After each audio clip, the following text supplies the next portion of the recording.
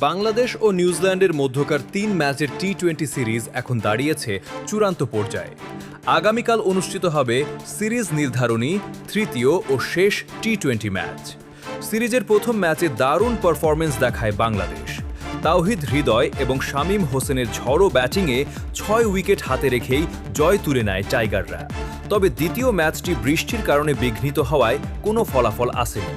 ফলে সিরিজের ভাগ্য নির্ধারণ হবে শেষ ম্যাচে। নেতৃত্বে থাকছেন লিটন কুমার দাস। তার নেতৃত্বে দল মাঠে নামবে সিরিজ জয়ের লক্ষ্য নিয়ে। ক্রিকেট বিশ্লেষকদের মতে এই ম্যাচে দুই দলের জন্যই সমান সুযোগ রয়েছে। বাংলাদেশ চাইবে প্রথম ম্যাচের ধারাবাহিকতা বজায় রাখতে, অন্যদিকে নিউজিল্যান্ডও ঘুরে দাঁড়াতে প্রস্তুত। এখন দেখার বিষয় শেষ ম্যাচে কে জিতবে আর কার হাতেই উঠবে সিরিজের ট্রফি। ডিটি স্পোর্টস, রাজ।